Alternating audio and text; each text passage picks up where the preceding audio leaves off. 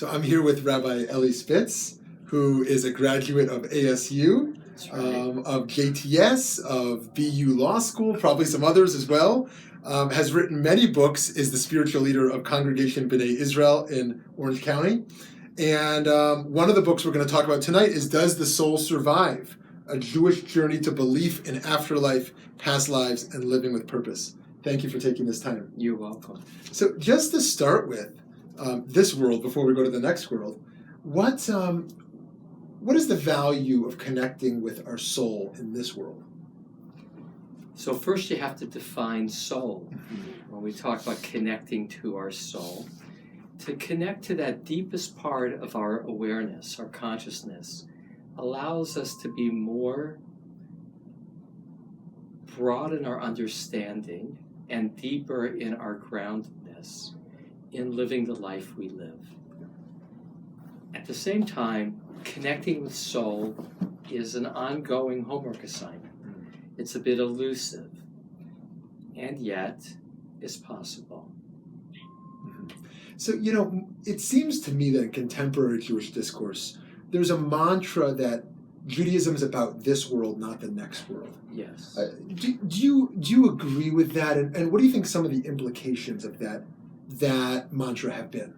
So I do agree with that mantra, which is why in the book I have as the subtitle, The Jewish Journey to Belief in Afterlife, Past Lives, and Living with Purpose. Because ultimately what we have control over now is how we live our lives. And that means living with purpose. And the implications of living with purpose are to, again, not unlike my description of soul, to live with a broader context for how we live our lives and to live from a place of deep connectedness and with that, a deep sense of values. And that matters. That is the focus of Judaism, living more righteously. And yet, it's not the only focus of Judaism. And that is important also to correct, that Judaism traditionally does believe that when we breathe our last breath, that consciousness persists, that there is life after life. Now, most people, when we talk about afterlife, I think picture a man in the sky, clouds, celestial beings with wings. Right. How do you think that differs, if at all, from classical Jewish sources on how we think of Olam Haba, of the next life?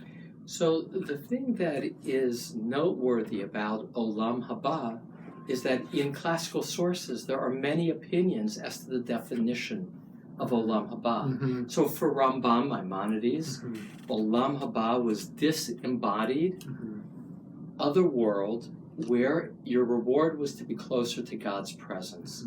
For Nachmanides, probably for most of Chazal, the rabbis in the Talmud, Olam Haba was a messianic era in which there would be resurrection of the dead. Though I will add, for Nachmanides, that resurrection was not in this physical body, but in an etheric, a light body. Which is to say, within Judaism, there are many differing, even conflicting views as to what happens after we die, including resurrection, reincarnation, Zohar's reincarnation, disembodied, Maimonides, basking in God's presence. And in addition, within our folk collection of ideas, we have many descriptions of purgatory and suffering, purification. In some, we don't know what happens once we die, but what Judaism does have as a consensus is that there is another world. Moving from the esoteric to the practical, how do you apply some of these theologies or philosophies of the soul pastorally? What does it look like in your pastoral work, whether someone is dying or sick, to bring some of these to life? So the most important takeaway from developing a belief in survival of the soul, which for me was a journey, and when I speak tonight, my approach will be as a juror, that there is circumstantial evidence to weigh, like near-death experiences, mediums, apparitions, that might point us, or telepathy, to qualities of consciousness beyond our five senses.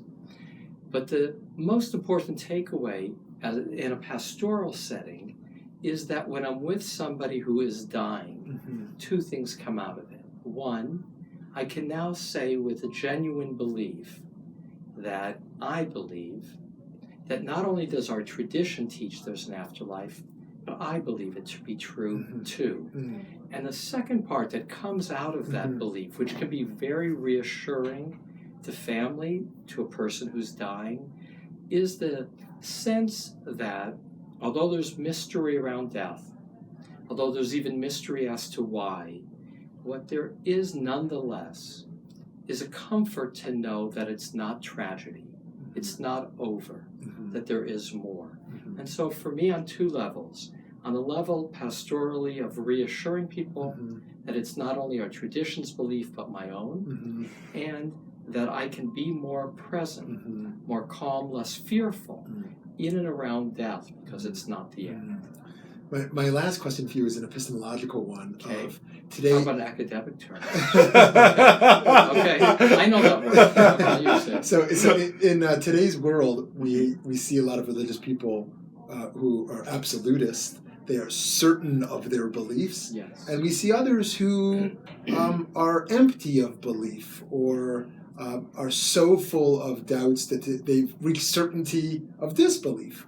How do we bridge the gap between having a healthy sense of skepticism, a healthy sense of doubt, while also really, really be able to ground ourselves in a theological foundation?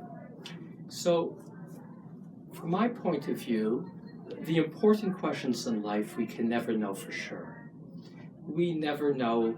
There's always parallel possibilities throughout our lives. Who we could have married, what other job we might have done, where else we might have lived. And yet we make choices, and we live those choices, and we make the best of those choices. And those choices, those commitments shape our lives. Regarding survival of the soul, there is no proof. There is nonetheless reason to make choice. It does matter, as I shared in the last question, if one believes or doesn't. It helps to believe. And from my point of view, the description of creation helps guide me. When it says in Bereshit, in creation story, Na'aseh Adam b'tzelmenu uchidnutenu, there's two different words, often translated as image and likeness. But B'tzelmenu is the same word in Hebrew as camera. It's matzlema. That we need to look at things at arm's length and see things objectively, the way they look, the way a photograph would be. But there's also a need for dimiotenu. And dimiotenu is imagination, creativity, allowing ourselves to put together the best picture we can, not only of what we see, but what's behind it. And so in all that I do in life, that balance of arm's length and living from within, with having made an intuitive choice, is a balance that allows for a more whole humanity, a more whole person.